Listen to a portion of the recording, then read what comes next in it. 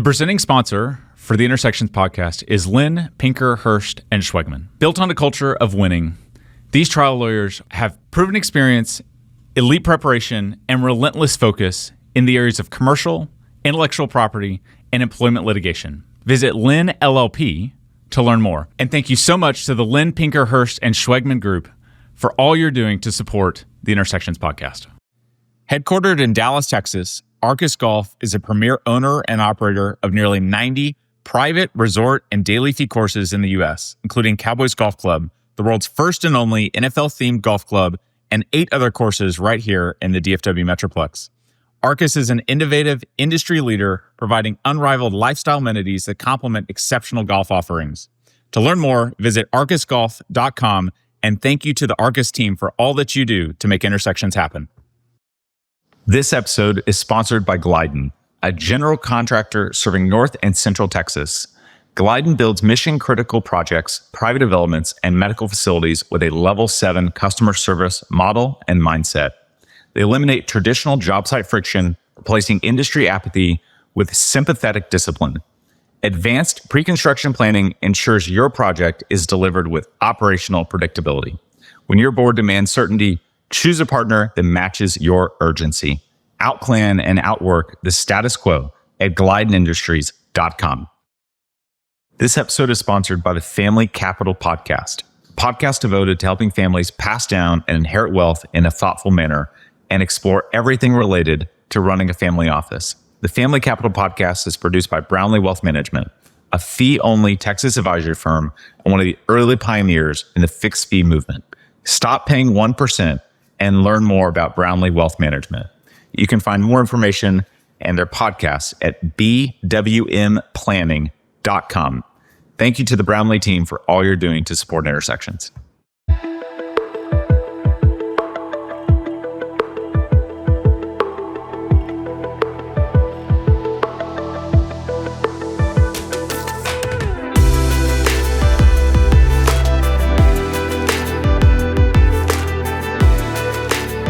Kyle, Colossal may be one of the more fascinating, amazing firms in the entire world today.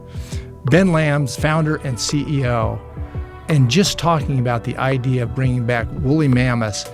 Plus, what was fascinating to me was not just that, which just gets the headlines, but it was all the other things that are happening in that firm. Well, we touch on also the human side, the human and morality side of de-extinction. And this idea of how do you bring back an animal from the dead? And so Ben walks us through the scientific approach that he took, all of his previous exits and businesses that were all successful. And we have an unbelievable conversation about really the future of life and the growth of life as we move forward over the next couple decades. Just amazing. Yeah. Tune in.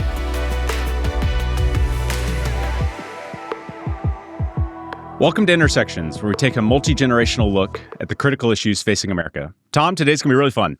Buckle up. This is going to be fascinating. Ben Lamm. Ben is a successful entrepreneur, has had 5 different efforts that have all turned out exit very successfully. Yeah, they're going pretty good. But I don't think any of them match what you're doing now. It's colossal. Yeah. It is the firm that is really pushing forward on de-extinction. So think woolly mammoths, dire wolves, those sorts of things. Pretty successful venture, too. In the space of 5 years, gone from 0 to $10 billion valuations. So a lot of people out there seeing not only fascinating science, but a real economic benefit. I think it's massively undervalued. So I'm a little disappointed in our valuation. I think that, we are building one of the most important companies on earth. So I see a lot of other companies that are worth $1 trillion. I'm like, well, those are interesting, but I think what we're doing is more important. So, I love our investors, but I do think we are I think we're the best trade in the world right now. Okay. So, yeah. Well, we're going to get into de-extinction. We're going to get into woolly mammoths and all that. But on the front end, just tell us what Colossal is trying to do, and maybe more important than that, why you're doing it. Yeah. So Colossal is the world's first de-extinction and species preservation company. And our goal is to build an end-to-end pipeline using computational biology and AI, genome engineering and cellular engineering, and then developmental biology and even things like artificial wombs one day to build this end-to-end pipeline that we can use to save critically endangered species, as well as bring back some of these iconic species, all while advancing technologies that can then be used in a myriad of other use cases for programmable life, right? Everything from like drought-resistant cattle to super plants to microbes that can eat plastics to even drugs and new therapeutic designs and discovery methodologies for us to come up with ways to help human healthcare. And unlike an academic scenario, Yeah. and I guess fitting with your entrepreneurial background, you're really developing a synthetic biology platform, a system that pulls all the pieces together. Yeah, and we are the synthetic biology platform in company in the world. I personally hate, I didn't name it, I personally hate the category of synthetic biology because it makes it feel like we're doing stuff like putting plastic into like genomes or something, right? Like when you hear that, like it is. But that has been the framing that the industry has taken, right, of synthetic biology, and so I guess we have to fall within what the world has accepted. So we are that leading synthetic biology platform, even though I hate the phrase synthetic because I think it ushers in this like. This thing that makes people that think that it is less organic than it really is. Okay, there's a lot to cover, but let's start with how you got here a little bit. Grew up in Austin. Grew up in Austin. Single mom. Yep. Single mom. Yep. Yeah, always been a Texas guy. A single mom, but you had both your grandfather and uncle were pretty significant influences. Yeah, huge influences in my life. My family, my grandparents lived in Decatur, Texas. And so my uncle was from Dallas, had a lot of friends in Dallas, went to Baylor. So I was always in... And he was the private equity. Yeah, he's in private equity, yeah. And so always kind of around private equity, always around kind of financings and kind of long-term growth models. So I'd kind of been around that my whole life. I did travel a lot as a kid. So I got out of Texas on vacations. I got out of Texas when I saw, like, my parents were divorced when I was very young. So I saw my dad internationally, but mostly spent most of my childhood growing up in Texas. So I love Texas, and I'm Texas kind of through and through. And, through those generations and after Baylor, I got really into software, got really into designing businesses, moved back to Austin, built a couple companies there. In college, I lived in California for a little bit, lived in New York for a little bit, but always kind of came back to Texas. So, and it's hard to beat. Texas is just hard to beat. I want to touch on one thing. The influence of your mom, being a single mother. Yeah. How did that spark academic curiosity? How did that kind of get you down the road to where Well, you are my mom today? was a very hardworking person, right? And she still is, right? She works very, very hard, worked multiple jobs. She was an educator, so I was always really excited. She was a Spanish teacher. She was very good at teaching other people Spanish. I am not great at Spanish, so I had a moderate rebellious streak as it relates to learning that, which I really regret, right? So we're actually trying to teach, I've got young kids now, and we're actually teaching them Spanish at a very early age. So, and so that was something that I'm good enough to kind of like, wade around in Central and Latin America, but I'm not perfect at it to the level of bilingualist that I should be, right? So that was a huge mistake that I made in my life. But yeah, she was very, very influential, and always the pursuit of education was high on my list. Well, and a lot of young folks say they're going to be an entrepreneur. They're not going to do the traditional college, that sort of thing. I did not say that. I'm just massively unhireable. But you did do the traditional college, kind of cut a deal with your family. Finance, But went through finance and accounting, which again, you don't think accounting. Yeah. But you said that was a great background. But I did that because my uncle went to Baylor, and my uncle was finance and accounting, and my uncle was kind enough to pay for my college, right? And so I was very, very fortunate. One of those people that didn't have college debt, but I had there were some rules that went into it, like. I don't think he would have let me be an art history major. Not that there's anything wrong with art history majors, but there were some parameters and negotiations, right? Because I think his view was that, hey, you're going to get a degree, but I got to know you're going to get something that worst case scenario, you can have a job. Yeah. I do think that he probably thought I was moderately unemployable as well. So. Good background, though, for an entrepreneur? Yeah, I think it was great, right? It like teaches you, the basics and fundamentals, like you don't learn in college, no matter, whatever college you go to, from kind of Wharton to Reed College. You probably don't learn how to, like, all the things you learn in like the hard knocks of life, right? And so, you don't learn everything about financing or term sheets or acquisitions, but you learn enough, right? And I think that if you learn the fundamentals of like how to read an income statement, how to understand a balance sheet, how accounting works, I think a lot of those principles made me smarter when it came to thinking through different levels of finance. And you started early. Actually, at Baylor, you started your first venture out of an internship, out of internship. and hired your professor. Yeah. Hired my professor. He was great. I hope that got you. Great. Yeah, he was great. Dr. Moshinsky, he was great. And so we had this thesis that why can't e-learning be sexy?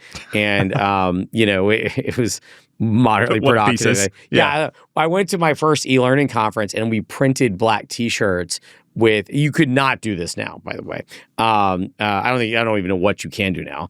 But like we printed black T-shirts with like the old school trucker logos. Remember those old school trucker logos that had like the mud flaps? We don't even have to say what's on the mud flaps, but we had those in pink on black shirts that had like, why can't, e-learning be sexy? And like then everyone else had like, white shirts with blue that were like Learning Co. Yeah. Right. And so y'all stood out. Yeah. So we definitely stood out. And people didn't know who we were, and our like shirts, like everyone's like, can I get one of those shirts? Can I get one of those shirts?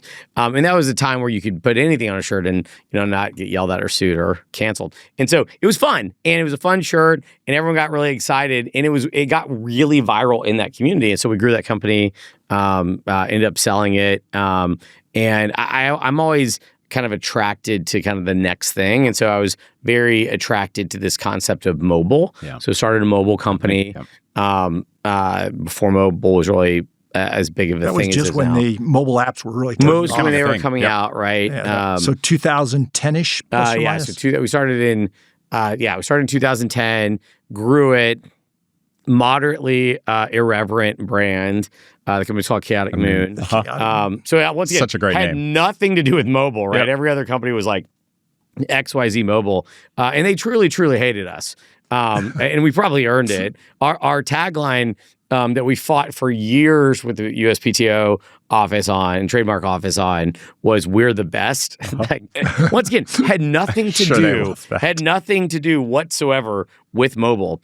And then we also trademarked all your mobiles belong to us, because it was in it was a pop culture thing. So so anyway, we built this really cool company, and I got to work with a lot of really great people. It was fun. Well, tell us about a couple of those projects that you built at Chaotic Moon, because y'all had some pretty neat success ultimately selling to Accenture. We built the like fundamental like streaming platforms, right? And so at the time, Disney Movies Anywhere. At the time, all the stuff for Nat Geo. We basically worked with all the streaming providers, FX, everyone except Hulu, everyone except pretty much Netflix, right? So we worked with pretty much everyone, and we built the fundamental streaming platform. We also built the fundamental platform that 8 of the 9 features that we built went into Apple's newsstand. And so we built the first digital publication called The Daily back in the day. And we're actually building it for the iPad 2 on the iPad 1, where we'd have to like fly out to Cupertino and like, test it on devices in acrylic that like we couldn't go back, right? Yeah. And so it was not the best debugging model in the world, but it was fun, and we worked on a bunch of those projects. And then we had a lab that did really interesting things. Yeah. We had a robotic shopping cart that would follow you around the store with NF near field communication. We could put things in there. If you didn't know where an ingredient was for like spaghetti, you'd look it up, and then it would turn around. And you could then follow the grocery cart there. So we built a lot of cool stuff like that. We worked with pizza. So there was a point where like Starbucks, Pizza Hut, all the big mobile apps, there was a point where if you had an iPhone or an Android device, there was like a 98% probability that on your home screen was one of our apps, right? And so it's pretty cool. Yeah, it was cool. It was a fun company. I was great. It got bought by Accenture. Accenture does what they do. They completely ruined it and destroyed it. And you stayed with Accenture a little bit after that. Well, for 6 long months, it felt like 60 years. I have some grays now. I probably have 0 grays if I wouldn't have spent 6 months at Accenture. But I also got to watch like what corporate America. I learned so many things of like what you don't do when you buy a company, and I also learned very quickly what groupthink looks like. So I was not a fit for Accenture. They were not a fit for me. We quickly mutually came to that conclusion. But even before you left, you had started Team Chaos. Gaming. We'd spun out Team Chaos from Chaotic Moon, which actually was very awkward for me, right? Because when I was fired, I was fired from Accenture. Like let's mutual. Let's just call a spade a spade. I was fired because I was honest with people about things that they didn't like to hear. It's like telling people the truth sometimes doesn't always work. And so then after that. I was, when you're no longer, when you sign separation agreements with organizations, they don't always let you come back to your office. Unfortunately, my gaming company was in my office. And it was subleasing part of our office. So it was a little awkward. I would literally have to like meet with my team at the hotel bar across the street. Amazing. Yeah, it was ludicrous. The whole thing was dumb. And so with Team Chaos, we had built, my partner and I, Andrew Busey, who's arguably one of the smartest product people in the world, we had built like a handful of pretty dumb, bad games. That was the mobile days, right? Mobile gaming days. And then we built Dragon Academy, which really worked. Yeah. It was a top grossing game. And then Zynga bought the company. And so it was an interesting time, right? Because I just sold Chaotic Moon. Was doing this weird hybrid model of work from across the street for my team, that company got bought within 6 months of the other acquisition. So how do you convince? I mean, in a field where games come and go, volatility.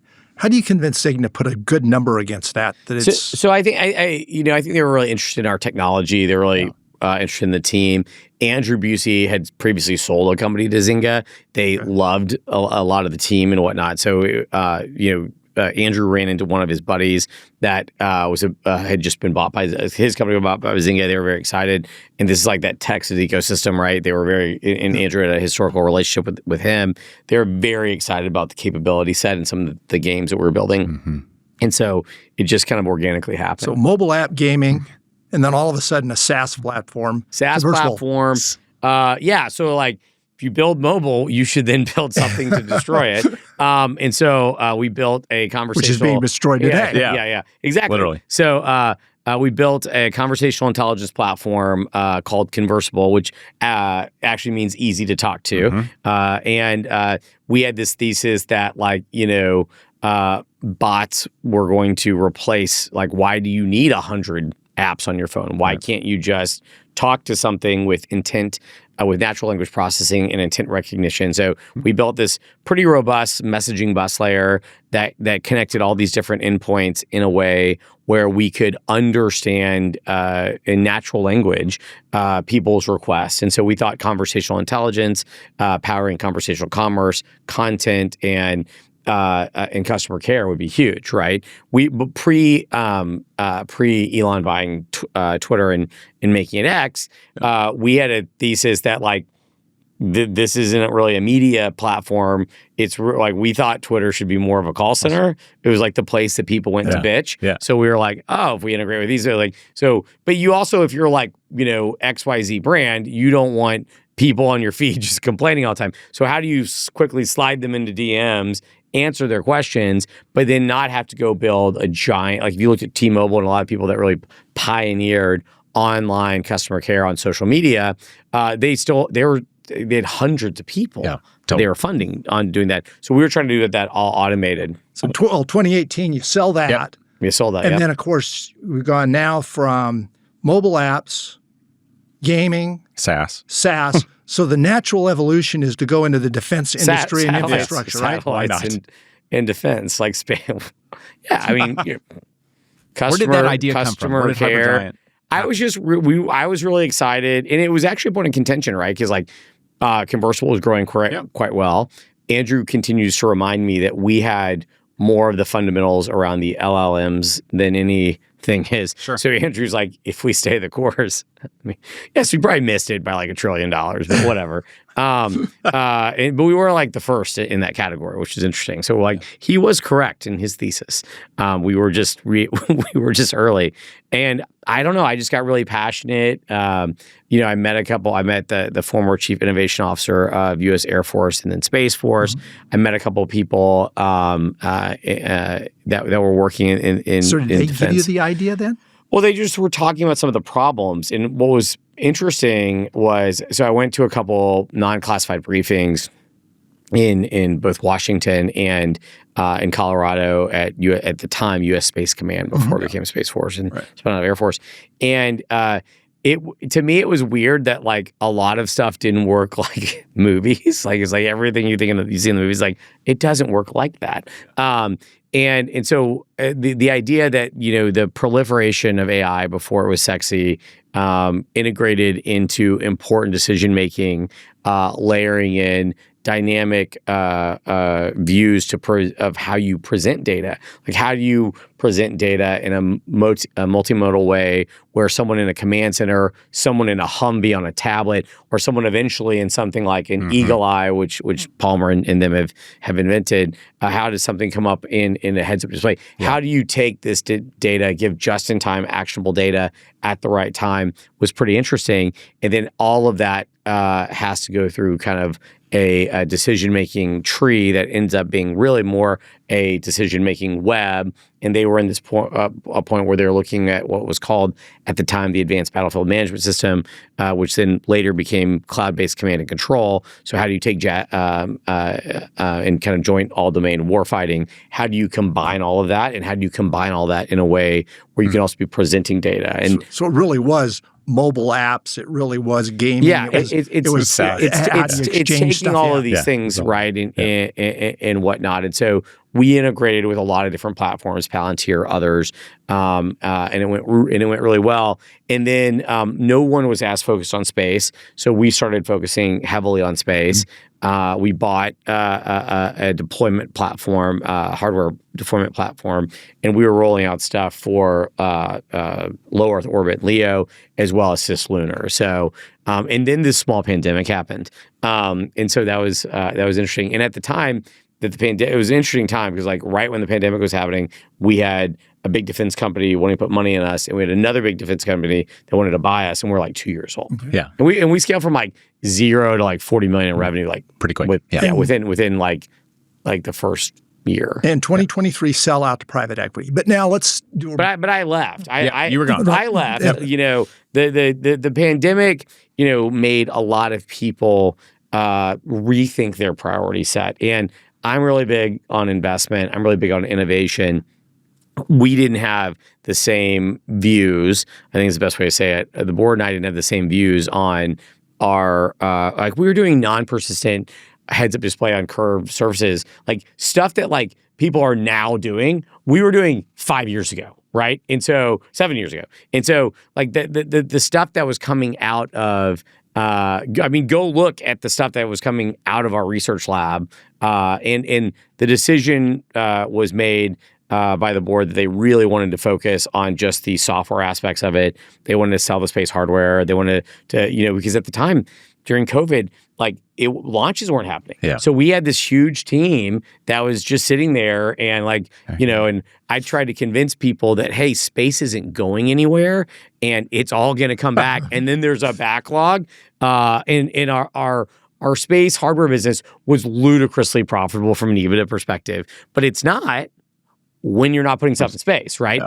And so there was just, a difference of opinion in terms of like how we think about the priority set and innovation. And so I said, look, we'll refocus the business 100% on the software offering, right, which was our core revenue driver. I'll bring in a new CEO that checks the boxes that you like, right? Vista equity, older, wears collared shirts. So cool. You'll like him. And I'm going to go do my own thing. Yeah. And that's when I started pursuing this. Okay, enough of the boring 5 startups, all successful exits, all things are all very pretty- painful. Yeah. But All startups let's are painful. go back now to 2008. Yeah. There's a guy by the name of Dr. George Church. Yep. Synthetic biology, probably Arguably the father. preeminent. Yeah. I'd He's argue the the guy. father of synthetic biology, So right? in 2008, he comes out at a conference and talks about, let's bring back a woolly mammoth.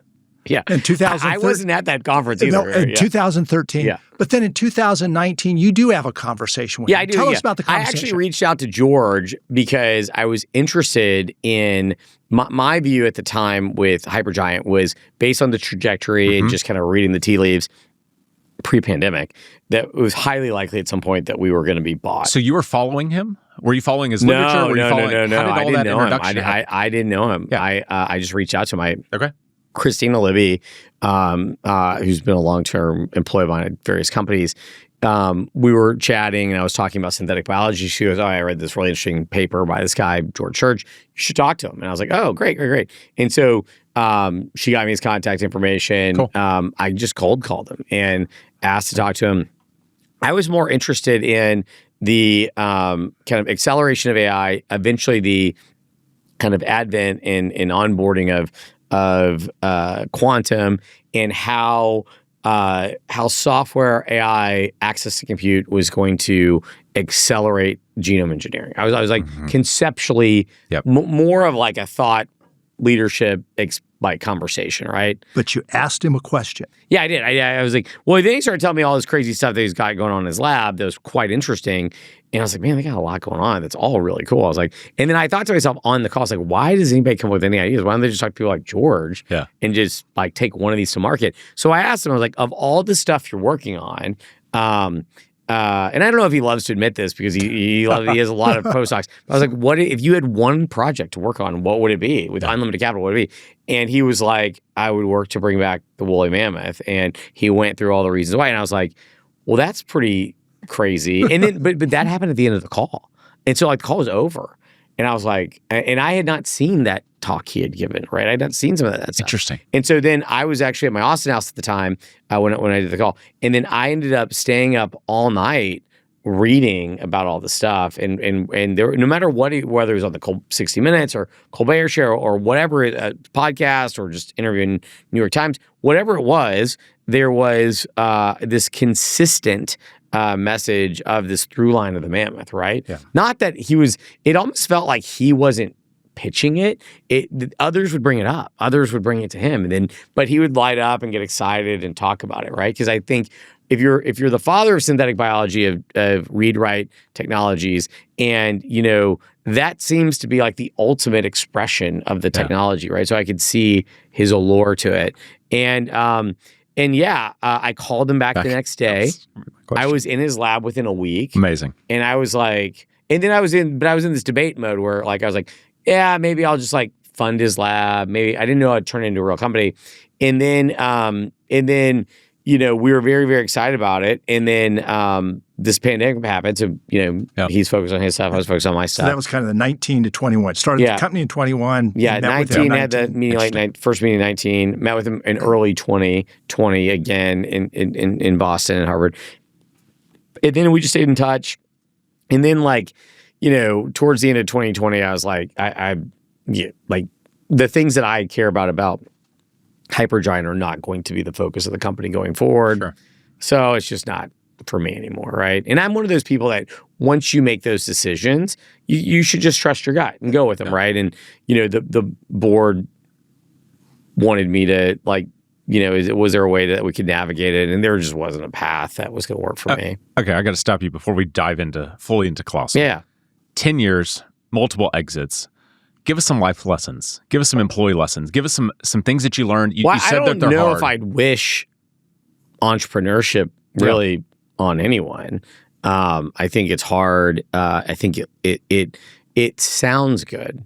And I think that I think there's been very few articles over the years for the vast majority of entrepreneurs people that have succeeded, people that have failed, people that have done okay in the middle. I think that there's an over glorification of the pursuit, and I'd argue that it's more a series of character flaws than really even a pursuit. And so I think lessons learned from it are, you need high degrees of resilience, and there will be times where there will be personal relationship and health and hours of sleep. There will be trade-offs that are often not talked about. Sure. Most people are like, oh, entrepreneurship's easy, and these guys came up with an idea in a garage, and they made $1 trillion, and they live on a boat, and that is I think the massive overglorification, right? Like very few people tell you that you're told stupid. You have I literally sometimes, even at Colossal, have to deal with this. Like, we have more conservation projects going on than de-extinction projects. We open source all of our technologies. We employ 260 scientists. In fact, you spun out Bioform and then went open source on it. Yeah. And it's like and we open source all of our technology for conservation.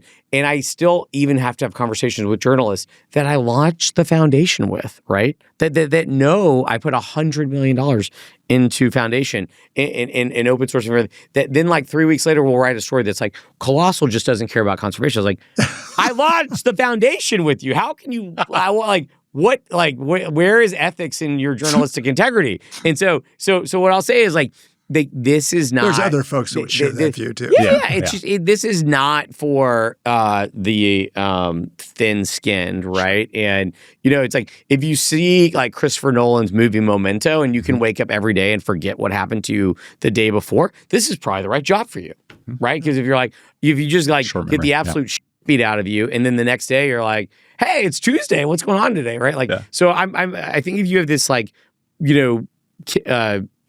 chemical deficiency in your brain that forces ultimate optimism, this may be the right job for you, right? As you said earlier, you're the first de-extinction. So, and we want to get into some of the great stories. Yeah. But let's set it up a little bit on just kind of that operating system process. So what you do is take a genome that's something close, and you were the first one that did non-human, a full genome. Yeah. So you take, regardless of what the species is, take that, try to identify within that genome the differences between the existing and the extinction. And then basically not replace all of it, but edit out the chromosomes to get the traits to match that. Somewhere close in there. Very, very, very close, right? And so, we look at this, and some people agree with this philosophy, some people don't, like software, right? And so, when we go write software that goes into a weapon system or a satellite system, like in my previous life, if you can do something in 30 lines of code, or you do something in 3,000 lines of code, you're always going to want to do it in 30 lines of code. It's more efficient. You're going to have less bugs. You're going to break less stuff.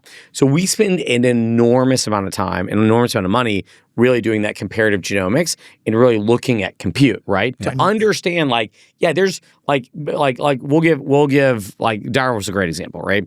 Because we did it. It's alive. It's healthy. And so what's interesting is that direwolves and gray wolves are over 99% the same, right? Yeah. But in that 1% that's different, or 0.5%, that's still a million changes, right? And so, but what are the changes that matter, right? And so, another example of that is, and I think this is quite interesting. Well, and to jump in there, so gray to dire is 14 chromosomes and 20 edits. Well, it's 20 small. edits. Is that a right? 20 edits on 14 genes, right? So not on the genes. So 20 edits on 14 genes.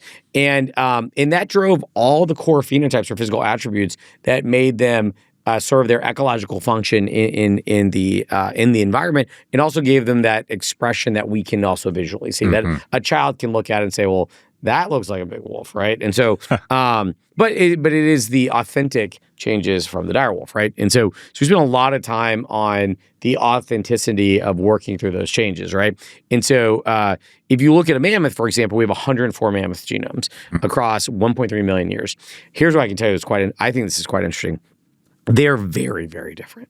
But what's interesting is the parts of the genome that are conserved that are very, very similar to each other are the ones that are driving those core phenotypes, right? And so if you were to have living cells, which we don't, from each one of those 104 genomes, and were to be able to clone them and bring them all back, they'd probably virtually look very, very similar. They'd have a lot of the core phenotypes. But under the hood, per se, they'd be very, very different because of that 1.3 million years of genetic divergence, right? Even though those core areas are conserved. So we spent a lot of time in before OpenAI and Anthropic got to the point where they are today. They were great at writing term papers and answering, but they were not great at like doing ancestral state reconstruction maps and modeling that towards the closest living relative. So we had to go build a lot of those bespoke things. Now we're leveraging the latest models across our enterprise systems to build the right level of communication, and because there's so many projects going on, there's so many people. This is kind of a worldwide initiative. We have so much going on internationally. Mm-hmm. Everyone's always traveling. So building that fabric across our enterprise systems, so that like our chief biology officer in Australia doesn't have to go into 3 different systems to get an answer on one experiment, right? So that's where we're deploying these kind of like the existing frontier models. Okay. Woolly mammoths is, but let's finish on the dire wolves. Yeah. I think that's fascinating. Yeah. So it sounds pretty easy the way we just kind of laid it out. Yeah. It's definitely. But all of a sudden now you've got to find the DNA from an extinct species. And the dire wolves are 12,000 years 12,000, 13,000 years ago is when they went extinct.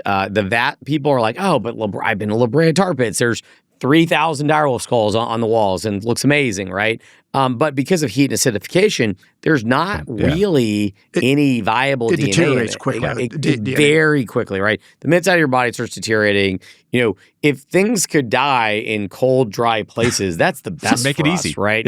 Yeah. And so we took a 73,000-year-old skull that was found in a riverbed and a 13,000-year-old-ish tooth that had previously been sampled, that was actually found in a cave, which is a great place to find stuff because it's cold and dry, and resampled it. Beth Shapiro, our chief science officer, used her ancient DNA lab at UC Santa Cruz to resample it, and we got about 13x coverage. What that means is we got 13 passages of the full genome. Before that, I think it was something like that exact tooth, I think it yielded something like 0.3 or 0.4 of it. So it didn't even get a full passage. So we got a lot. You really need, and there's no exact science on this, but you need to be, at least in our experiences, if you can get somewhere between 10 and 30x, you have a reasonably good shot at probably bringing it back. And we did. So you did. So we did. Remus and Remus were our first two, and then and Khaleesi, our girl. So we went through this whole process and founded that at the time. It's also interesting. We as humans like to think in boxes. We like to put things in boxes, and so we thought, and once again, this is the beauty of science, unless you disagree with people and then people get mad at you. But it's like, the data at the time before we did this 6 years ago, based on that 0.3 or 0.5x of the genome, suggested that direwolves are actually closely related to jackals, right? Huh. In a picture, like this is why Instagram exists, right? Like a picture's worth 1,000 words. So an incredible paleo artist who we were friends with did a beautiful picture, and because of Game of Thrones, this was popular. 6 years before we started the company, right? Yeah. And they published this paper about direwolves were not even wolves; they were jackals, right? And believe it or not, the press loves salacious headlines, and so they did this. And this before we started the company. So there's a general belief in like the zeitgeist of humanity that direwolves, the percentage of people that knew direwolves even existed and weren't just a Game of Thrones or Magic the Gathering thing, were actually jackals. And at the time, based on the data they had, that's what it kind of suggested. Yeah. But as you get more data, you can learn more. And, there was a time, like when I was growing up, everyone was like, water is the most magic thing in the world. Like, water's amazing. Well, and that's what makes Earth amazing. We'll never find water again, maybe in the solar system. That's what makes life. It's in Venus. It's on the moon. It's underground in Mars. We didn't have to go one planet over to find it. There's a whole moon around it. It like it's crazy. There's a whole ocean moon here, right, in the solar system. So it's like we just learn more stuff and we get to revise our thesis. So with more data, we found that dire wolves were actually closely related to wolves, which kind of makes sense. But then, the gray wolf. The gray wolf. And so when we came out with the dire wolves, and we actually found out in the DNA that they were most likely white, right? And so I can't say that all dire wolves were white, but what I can tell you is that with the 2 samples we have from 2 different locations with 60,000 years of genetic divergence, they were both white. Yeah. So either the luck of the draw, we both got the white ones, or most likely the Pleistocene wolf was white, right? And so George R. R. Martin's very excited about that, by the way, when we told him. And so it's so that, but then because of this picture, when we launched the dire wolf, we had people like, dire wolves were closer to jackals. Like, no. That was correct at the time based on the data, but they're like, but we've all saw this picture. Like, but you didn't see a picture. You saw an artistic rendering, right? So, I mean, we spent months educating people on it. And that's one of the cool things about this company is that we take the stance that we don't have to persuade anyone. Yeah. Let's just give people the data and educate them and see what they decide. So what were the first couple of weeks like with the 2 wolves? Like, tell us about those experiences. It was awesome. And they're a year and a half now? Yeah. So they're a year and a half, 2 years. So they, it's interesting because like you're seeing something that's like never been seen before. Totally. It's really cool. Like when they were born, when most wolves are born, they have a little bit of hair and they're typically grayish, blackish in terms of very light hair. These things came out like fuzzballs, white. I mean, they look like baby polar bears. And we're like, this is going to get interesting. And so, and it was really like the whole experience was just really, really cool. But then there's this other side of you, which is like, you're also like you have this life, you're very excited about it. You have an incredible team of women and men that have worked on it for so long, but then you also can't talk about it. Yeah. Right. So you're in this moment where you're like, okay, let's monitor them. Let's make sure everything's healthy. And then let's figure out how and when we're going to tell the world. So then you're also like, you're super excited about something that then you can't tell anybody about. Take Kyle's question though. And you kind of answered it from a science standpoint. But Kyle was talking about it from a personal standpoint. Yeah. So you held, what's the personal feeling? Held this. Oh, yeah. Well, and the personal feeling. I actually wasn't there during the birth. Well, but the personal feeling I'm getting to is not only that life, but for the first time you heard a sound that probably hasn't been heard for 10,000 years. So, and something that nobody has even come close to holding. I mean, so I'll give you a couple stories around this. So I was not present, and people still have a hard time with this statement, but I was not present when they were born. I was in London. So I was on FaceTime, though. That's amazing. Our chief science officer, Beth, who's amazing, she was actually in London with me, and it was late. She was asleep, so she totally missed it, which I love saying, because it's funny and mean. But she was asleep.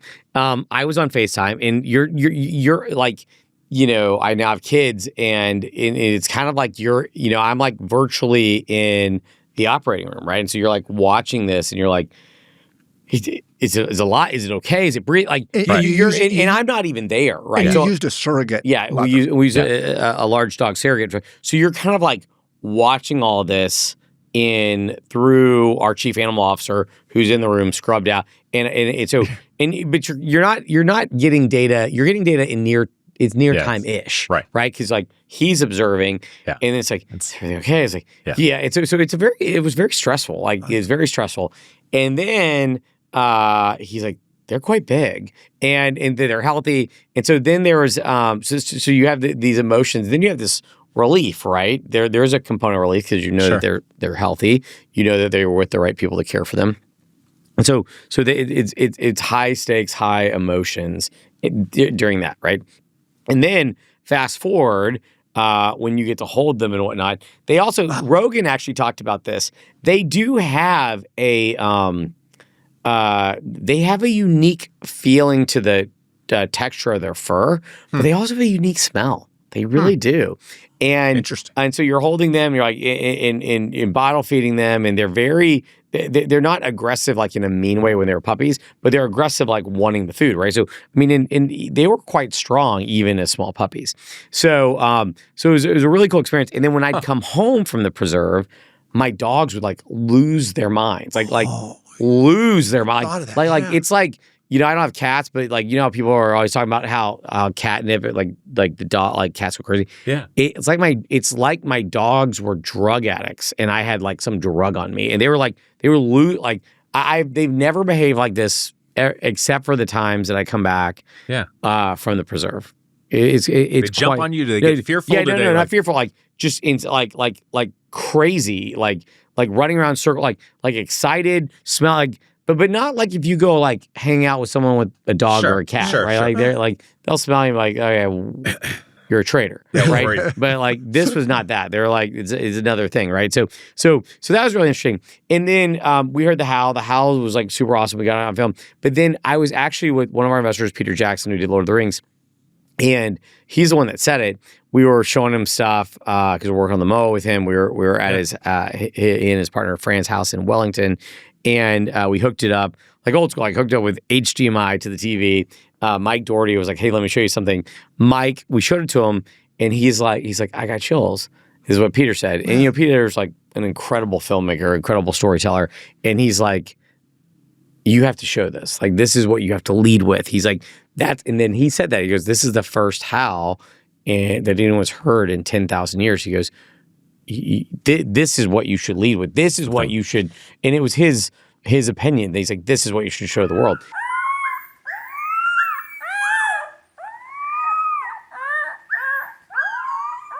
And he was totally right? Because it is highly emotional, it's highly exciting, but it makes it very real. But it also is a shared experience, right? And so that was his idea. Like you know, we didn't know what we were going to show from a pictures and a video. We're still working through all that. And he's like, and this was like not like professionally shot, right? This was like iPhone, and they're like, that's what you need to show, and we did, and that was part of like the launch package. That's fascinating. Yeah. Incredible. On wolves, that's the de-extinction. Mm-hmm. But red wolves, you've been working to take an endangered species and use the same systems work that you're doing. Exactly. Talk about the red wolves. We want to apply all of our technologies to conservation, and I think that once again, leading by example and actions speak much louder than words. And so for us, we wanted to work with red wolves before we just open sourced the technology and said, you guys should go work with red wolves, right? We wanted to actually do it ourselves, right? And so the red wolf is the most endangered canid in the entire world, which is a travesty, right? Because like, you know, this is not a developing nation. This is, you know, we have the resources and technologies. When you think about America and you think about like this like old school West, and like you think about like bears and trouts and bald eagles and wolves. Yeah. Well, the only wolf that is endemic only to the United States, being the red wolf, is critically endangered. There's only a handful of them left in the wild, and so there's only there's only 12 founder lines, meaning that they're lines that have the genetic diversity that you need to then go down and push that through into and create more and more wolves that have enough genetic diversity, so you don't have a bottleneck and that leads to inbreeding and abnormal issues and developmental issues and non-viable pregnancies. And so we really, you know, wanted to use these technologies. And one of the technologies that we used, because wolves are endangered, in the direwolf project, is we were able to isolate this type of cell called an endothelial progenitor cell. So think of it as like the inner layer to like a vein, right? That are partially differentiated, so they're not quite as good as like stem cells, but they're not like fully formed. And so you can get them in the blood, so it's massively non-invasive, right? You can then isolate them, grow them, and edit them quite well, right? And so using that same technology and using blood from a handful of wolves that the number one wolf geneticist, red wolf geneticist in the world, Bridget von Holt at Princeton, who works on the project, she has identified a group of wolves that are actually more red wolf than the ones in the North Carolina recovery population. But no one is taking her serious because sometimes people, I don't understand like why we can't just go where the data takes us, but apparently there's just emotions attached to some of these things. And so so she's been so she gave us some of these samples. We were able to clone from it, and we made 4 red wolves that are genetically diverse from those 12 founder lines. So we were able to increase the founder line population by 33% using the same technologies that we invented on the path to the direwolf. And that's one of the things that I think, it was underrepresented in the direwolf announcement, which we expected. But if you look the week before on Google, red wolf searches were 0. After it, it was hundreds of thousands of searches. So then it grew to millions. So it did. So the messaging of the importance of saving the red wolf and some of these technologies could be applied to conservation, specifically in wolves, in red wolves. That did get out. It got out at a fraction of what the direwolf. An important public sector type of issue. So you go to the federal government and say, "Hey, look what I can do," and they, of course, they embrace it, right? And so we worked with the last administration, the Biden administration. We worked with the Trump administration. This administration, we sometimes get feedback that's quite negative on how could you do this, right? Like, and we're like, well, we are looking at loss of biodiversity, which is a real issue. We're going to lose up to 50% of biodiversity in the next 25 years. When you're looking at that level of like 6 mass extinction, you can't just go put your head in the sand for 4 years because you don't like every decision or you don't like Trump, right? And so we take this view that, we're going to work with every administration, including this administration and the next one. Sometimes that makes us unpopular. And and I don't understand that because you would think that that good ideas can come from anywhere, right? But you got pushback the first time, basically saying the bureaucracy. We got pushback during the Biden administration, not from the conservation groups, right, within the Biden administration. They were actually very supportive of us. We got pushback when we were talking about cloning the red wolves with some of the workers in Fish and Wildlife that were appointed during the Biden administration that said that they needed to go spend, they want to go spend $22 million, not with us, on a feasibility study on could we clone red wolves. They're like, we got it. Here's a puppy. Yeah. Right. And so it was not, that was hard. Right. And so, once again, it's about understanding your audience. And what we learned about this administration is they like, innovation, not regulation. They like technology. They like public wins. This administration loves making money, and they love saving money, and they love telling the taxpayer we saved you money, right? They love that. So if you look at the principles of this administration, we said, okay, well, if we're going to work with this administration, I don't know if I can get this administration to care about XYZ wolf. I don't know if I can do that, right? Sure. I don't know if that's in our capability set, but I can take them a solution and say, hey, look, let us make red wolves for you. We'll do it for you and the American people for free. We're using innovative technology that got Time 100 most innovative of the year, and we're going to do it for free for the taxpayer. And importantly, it's not a one-off. You can productionize it. We can productionize it. And so we did that. The administration leaned in and said, great, go do that.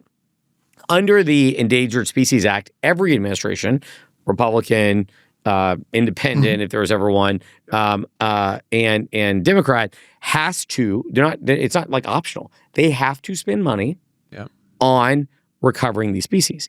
And what we've been is adding to it. We haven't been taking anything off, right? And so some of our meetings got it was very painful for us because we viewed it as we had this huge win for conservation and sciences where we had an administration that wasn't going to give us money, but was going to give us all the authority to go do this for free. And we became the victim of this politicization of the administration because then they had this view where if you ask us, is de-extinction a replacement for conservation? We're like, no, we should keep doing everything we're doing. This is just a new tool.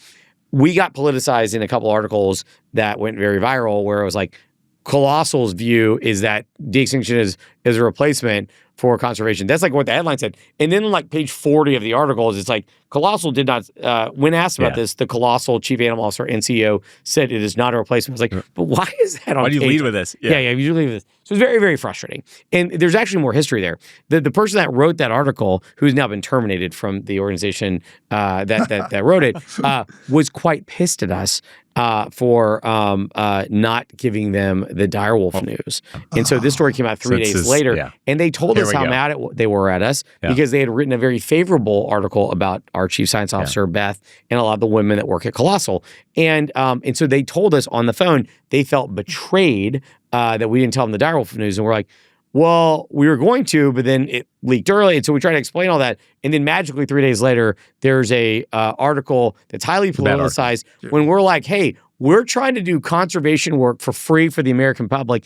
That should not be a Republican, independent, or Democrat issue. That should be a human So we're going to see red wolves off the endangered 5 to 10 species? years. We would hope to, right? And so we're educating them. We just signed another for free for the American people MOU with the administration to biobank everything and back up everything and sequence everything so that as we lose stuff, at least we have some type of cellular and digital backup.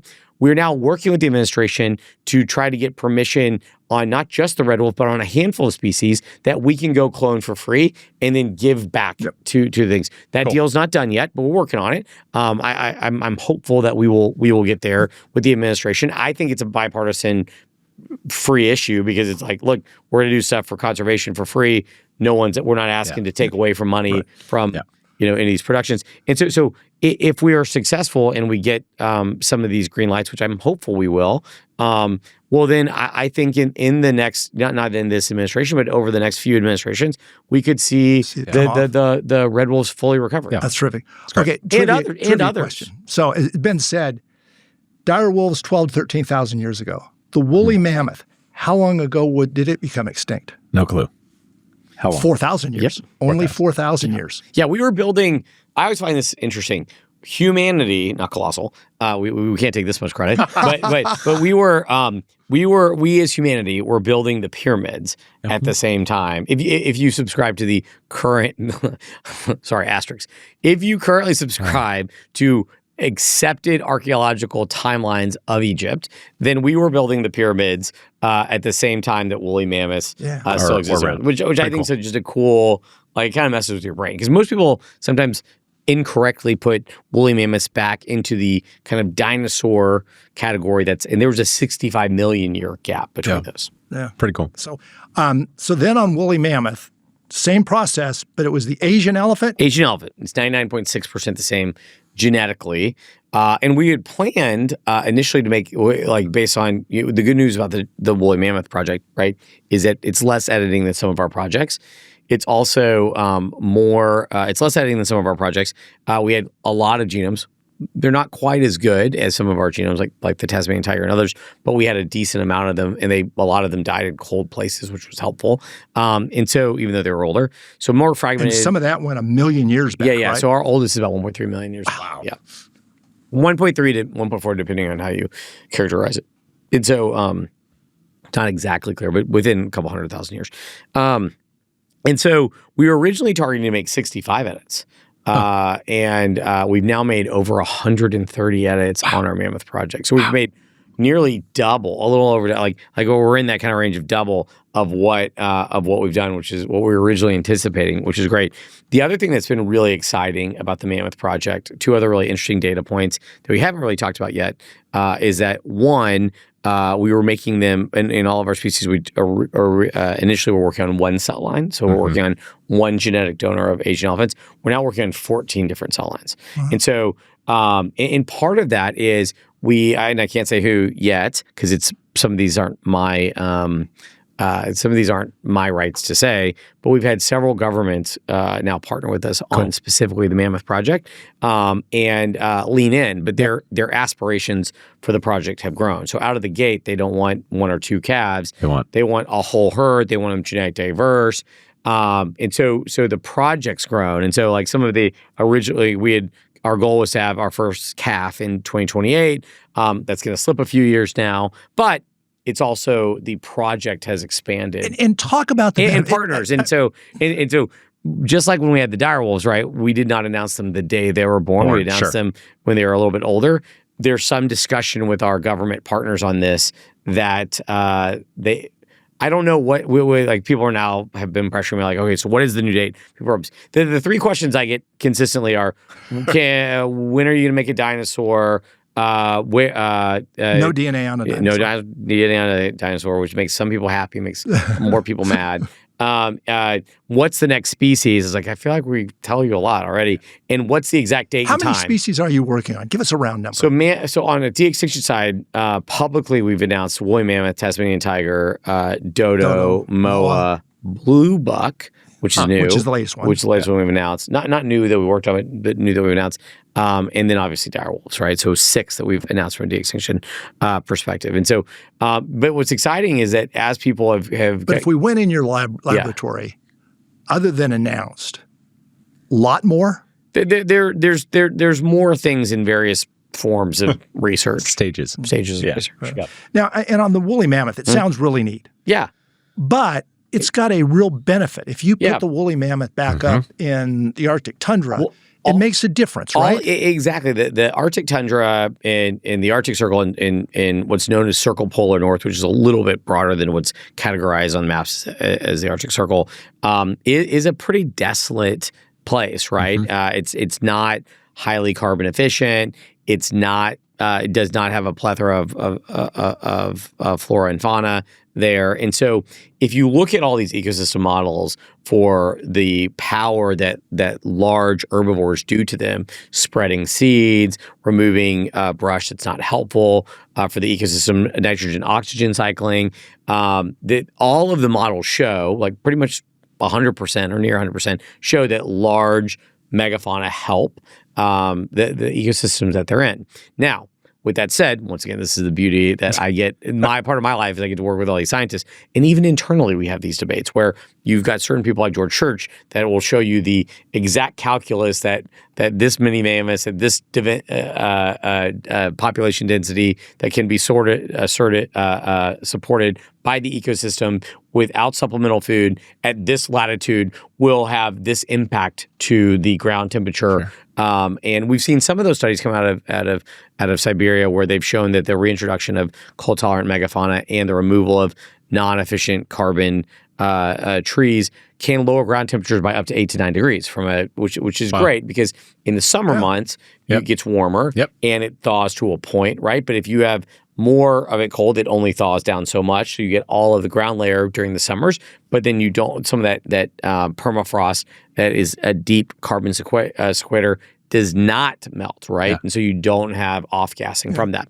And so even internally at Colossal, we'll have people that will tell you it'll have this level of effect, while people that say this level of effect. But what we found, generally speaking, is that everyone agrees that it'll have a net positive effect on kind of the reignition of that ecosystem. But that's a good introduction. You've also, and I'll throw a couple things out. You've come up with a vaccine for the African for the Asian elephant, excuse me. Yep. That is a disease that's predominant. That's a big one. You've done that. EHV, which I'm very, very proud of this project, kills about 20% of Asian elephants' babies a year at the time of weaning. It's a herpes virus. Colossal plus a couple of our zoo partners, at Baylor College of Medicine. Houston Zoo was the first one. Houston Zoo is one of the first ones. Exactly. Great partner that we worked with. There's several strains of EHV. The most deadly strain, we actually have a vaccine against it, and it has been tested in elephants, and it is currently conferring resistance. More testing needs to be done, but it's highly, highly hopeful. If that works at the scale we believe it works, and the data is currently showing that it will work, that distributed globally will actually have a higher degree of effect on Asian elephant conservation than all elephant conservation combined. Like that one innovation. Yeah. Well, and then plastics is a big issue. Microplastics, everybody talks about that now. We have braking, which we're working on microplastics. You're braking, and you spun that off now. We spun that off. And what does it do? So we this incredible team led by Sukanya out of the Wyss Institute discovered a microbe that actually creates an enzyme that breaks the chemical bonds of plastic. A lot of the plastic degradation companies and research out there really requires chemicals, pre-treatments, heating, and a lot of times it's making microplastics, which is a bigger problem than just the plastic. And so what they discovered, and then we took it into Colossal and kind of supercharged, is this microbe that creates an enzyme that breaks the chemical bonds of plastics, and then the off product of that is biomass, right? Like, so it's truly incredible what they've made. We're working now. The enzyme actually destroys the plastic. Destroys the plastic. Yeah. It breaks chemical bonds. That was thought to be thousands of years. You got it down to 22 months. 22 months. Actually, better than that. All we've talked about is 22 months publicly so far. And we're doing it with water treatment, with textiles, which is a huge industry. Nylon, nets. PET, nets, water bottles. So it's working in a lot of different capacities so far without any pre-treatment, right? Which is quite no chemical or heat pre-treatment. So I want to jump a little bit more on the personal side. Yeah. How do you personally reconcile with nature's, evolution of these species and the recreation of them? Are you playing God in air quotes? I think we play God every day. Like, I think we as a society play God when we cut down. Like, are we playing God when we overfish the oceans or destroy a coral reef or eradicate the dodo? Like, that's a form of playing God, right? So I don't look at it as really we're playing God. I look at it as we're leveraging human ingenuity and building new tools in the fight to save what was given to us, regardless of who you believe gave it to us, right? Sure. And so that's how we think about it. And so I think that there's nothing more just than the pursuit of leveraging innovation that has kind of this application to both conservation and inspiration for our next generation, as well as things like ourselves and human healthcare. So I always say, if you hate ecosystems but love your kids, we're inspiring them. If you hate ecosystems and your kids, but you love yourself, we're at least making there'll be therapeutical advancements that come from us to help you. And so I don't see depending on your personal scale of narcissism, there's no reason why you shouldn't like us. Sure. But where you are today, and today, not tomorrow, but today, you can go in using the technology, and you can edit an embryo, and you can manipulate. And we are not Colossal, though. You're not doing human. We're not doing. Of our technology, not all. The vast majority of our technologies would be applicable to humans, but we're doing that separately under different governance. And that's what I want to ask you about for a second, because with that technology, I can go in and I take an embryo, and which we do today. We could filter out Down syndromes, a number of different things like that. You can look at embryo health. But in theory, I can also start impacting the intelligence of that embryo. I can start doing other things too. So address it from a dual question. One is the ethical elements of that, and two is the security elements. Because in China, they're doing that. And they're starting to do it not unlike what the Nazis talked about back in the 40s. Yeah, exactly. So I mean, BGI, or Beijing Genomics Institute, I would argue is like the Huawei of genetics, right? Like, one of the most brilliant things that BGI did, I'm not saying it's ethical, but one of the most brilliant things they did to advance the Chinese cause was during COVID. They're like, we'll just sequence everything for free. Like, just send us to COVID. We'll help. We're here to help, right? But they got so much human data on that, right? And the leader of the head of the BGI has been very transparent, saying, "Hey, we're looking for what multi-genetic or genes working together, how that affects intelligence, how that affects health, and we plan to leverage it." Like, they don't mince words on this thing, right? And in China, you can do many things and be put away for a long time. You can do nothing and also be put away for a long time. But what you've probably heard about the CRISPR babies, where there's germline editing, meaning making edits in an embryo that would also be passed on future generations.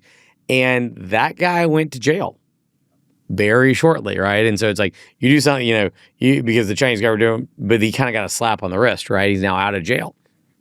I think there's people that have done social media in China that are still in jail, right? So germline editing a human only gets you a couple months, right?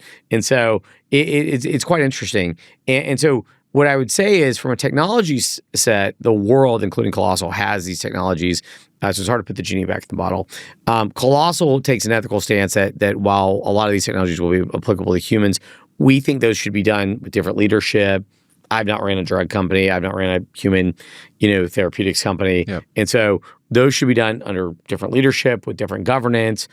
Some same investors, maybe some different investors, there's different regulatory hurdles. I think one of the things that makes the U.S. different than China is our values, right? And so I am not, this sometimes is controversial, I am not personally against germline editing for certain things, such as like if we could remove things like debilitating diseases or sickle cell anemia. I think there's a list of single gene and multi-genetic disease states that impact quality of life that should just be removed, in my opinion, from the global gene pool. Big issues, and even now editing a live person to change hair, exactly. change hair color, bring hair back, change eye color. Those big issues. I think that there's a set of things that, and the good news is I don't have to make these decisions, but I think there's a set of of diseases that I do believe that global governments and the scientific community and the health community, with empathetic oath and everything, I think that they can all agree these things are bad. ApoE4 on dementia, things like that. Yeah. Agree. So I do think, so from an ethics perspective, I'll close with this on this answer. I was like, I think that should be more normalized, and I think it will be in the coming years. Now, when you get into things like the stuff that's very kind of eugenics-y, like eye color, hair color, height, even intelligence, I think there should be still some things that we just don't touch. Yeah. Two closing questions. Yeah. One, you're sitting here in Dallas. Yep. We don't normally think of Dallas as a technology and a science biocenter. Yep. Talk about why you're here and what you think the promise is for this area in the next decade or so in these areas. Well, I love Texas as a whole. Born in Austin, spent time in Dallas and in Austin. And I really think that Texas is just a business-friendly state. It's got great laws and regulation in taxes. It's got reasonable, high quality of life compared to what the cost of living is. Most people don't realize this because they just think of the old, I'm sure you got this before, the old West, right? But it is a pretty diverse state, right? Like you walk around our labs, absolutely, it's very, very diverse, right? So you have a lot of diversity of thought. Some of the biggest companies in the world came from Dallas. Dallas as a regional hub, there's, it's big enough, unlike some of the other metroplexes in Texas, where it's got something from everyone. So if we want people with this background, they probably have a community here, right? We recruit internationally, right? And so there's something for everyone in Dallas, number one. Number two, the people are just, outside the business friendliness, the people are just nice. Like the people are nice. I think a lot of times people think that Texas is pretty conservative. I think it's more libertarian than anything. Like generally speaking, the average Texan, libertarian is a good way to put it. But the average Texan does not care about, and they're not going to get in your face about your belief system as long as you're not hurting anyone else. Yeah. The average, you don't have that in a lot of cities. They're like, we want you to believe this conservative value. We want you to believe this liberal value. But in my experience, being in Texas for 40 plus years, even though it traditionally votes conservative, the average Texan is just a nice person, and they may not agree with everything you believe, but they're not going to force their will on you, right? And so I think it's a good place to raise families. And then it's centrally located. I was in New York yesterday. I got back in 2.5 hours, right? Pretty easy, right? You can go to both coasts. Yep. We have a lab. I used to do that all the time. We have a lab in Melbourne, Australia, not Sydney, Melbourne. Get there. There's a direct flight 7 days a week to Melbourne from DFW. So I think the infrastructure of it is quite good. So I'm very pro Texas. I think Dallas. I think that, and I love Austin, but I think sometimes Austin's better at marketing Austin than being Austin. I think Dallas is terrible at marketing Dallas, but it has so much to offer. Yeah. Great way to put it. In 2 decades, 2 short decades, You've created enormous wealth. You've taken 5 companies, as we talked about, in very different areas, some common threads, but very different areas. Built those up, successfully exited those. Now you are developing a company and a technology and a science that goes beyond anything that we would have dreamed of a decade ago. Yep. In 50 years, you see Ben Lamm. What's the sentence that follows him? Hopefully didn't get eaten by a dire wolf or something else he made. That'd be the worst sentence. Well, I hope I'm around in 50 years. So I hope other people will solve part of things with life extension. But I hope that, it was, the sentence is that, I worked on things that were really challenging and, we made a positive difference in multiple categories. I'd say that'd be my hope. I've got great optimism that will be the case. But I hope I'm around, so I hope people just ask me. I can just say it. Really Ben, this has been a terrific conversation. Your guys over there are about ready to shoot Kyle and I because we've gone long. But it was terrific. But we'd love to do it again. Again, thank you very much. We're both going to run out and see if there's an application to do an internship. Oh, good. You'll have fun. We appreciate it. It's really great. Thank you so much. Awesome. Thanks, guys.